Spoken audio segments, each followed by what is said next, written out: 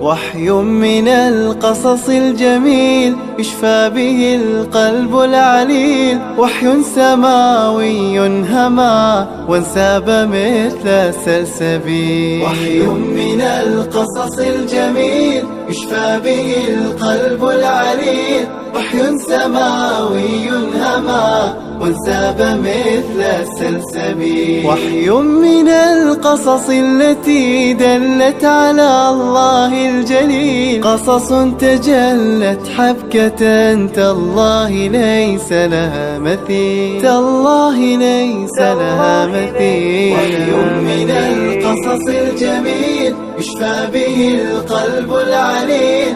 وحي سماوي هما وانساب مثل السلسبيل. وانساب مثل السلسبيل.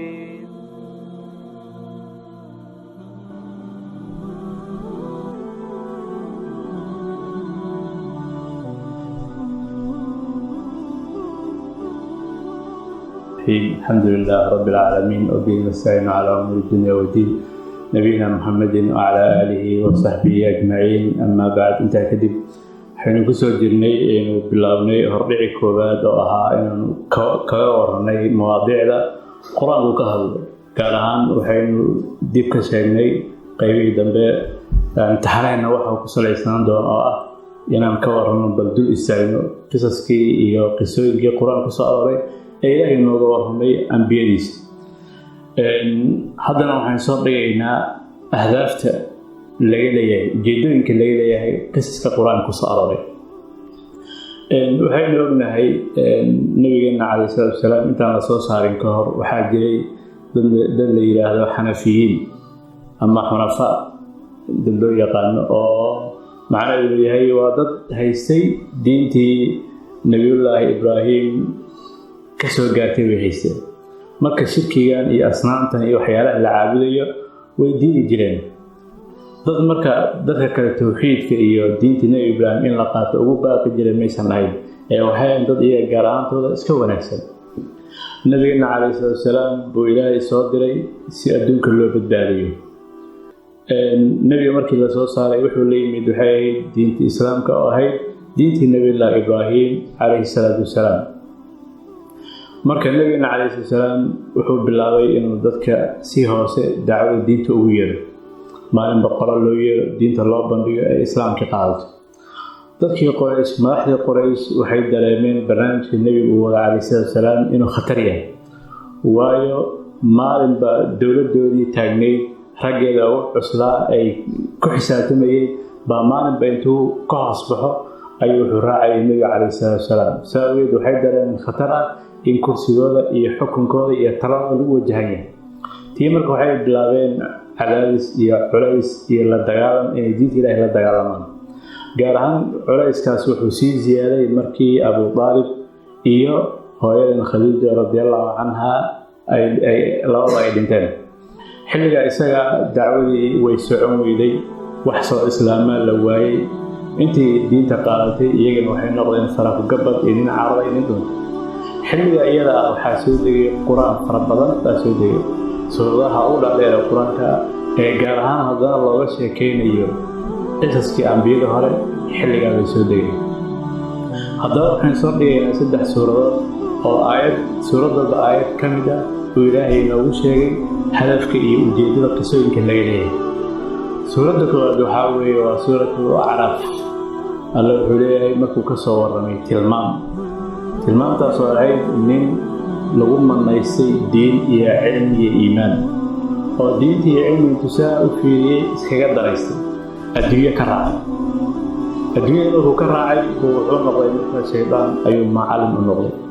ninka isaga markuu ilaahay arrintiisa ka soo hadlay tilmaamaha markuu ilaahay bixiyey wuxuu leeyahay faqsus ilqasasa lacallahum yatafakkaruun. aayadda qaybteeda lama waxaa واتل عليهم من النبأ الذي آتيناه آياتنا فانسلخ منها فأتبعه الشيطان فكان من الغاوين. markii la soo wado alla wuxuu leeyahay faqsus القصص لعلهم يتفكرون.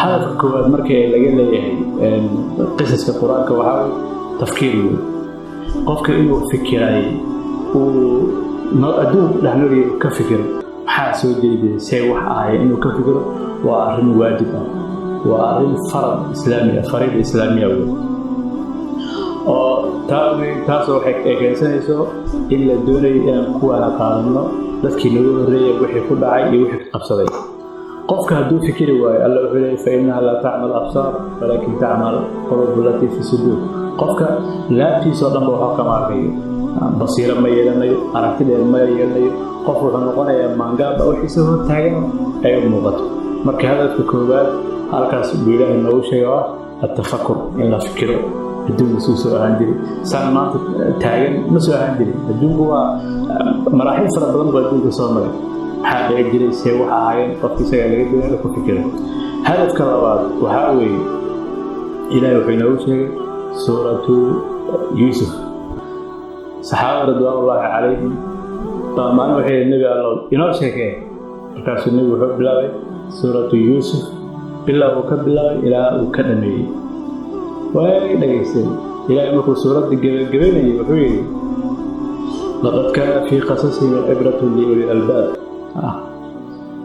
arrimihiinu ka soo sheekaynay waxay ahaatay cibro wax lagu waana qaato wax lagu cibro qaato waxa way arag lagu noqdo ayay ahayd laakiin yay u tahay liuli albaab dadka qulubtooda isaafida tahay bay u tahay marka hadafka labaad waxaa weeye ee qur-aanka qisaskiisa looga dan leeyahay waa in lagu cibro qaato al-ictibaar qodobka kale saddexaad waxaa weeye suuratu huud buu ilaahay ambiyo fara badan kasoo sheekeeyey markaas wuxuu yidhahdeen wakullan naqusu calayka min anbaa'i rusuli maa nuthabbitu bihi fu'aadak hadafka qisooyinkaa laga soo waran waxaa weeye in nebiga calayhi salaatu wasalaam qalbigiisa la sugo loo caddeeyo uu ku qalbi dego in waddadii xaqa ahayd ee saxda ahayd inuu hayo dadka ducaadda khayrkii diinta xambaarsan dhibaatooyin fara badan waxyeelayn fara badan jaa-ifooyin fara badan baa soo gaaris in la caysado in la xiro in la dilo in cunaqabateyn lagu sameeyo waxaasoo dhan waxaa laga doonayaa in ay qisaska akhristaan si qalbigooda uu u dego iyo qalbigooda u sugnaado marka ahdaafta qur-aanka laga leeyahayna qisaskana waa intaas wabillahi tawfiiq assalaamu calaykum waraxmatullaahi tacaala wabarakaatu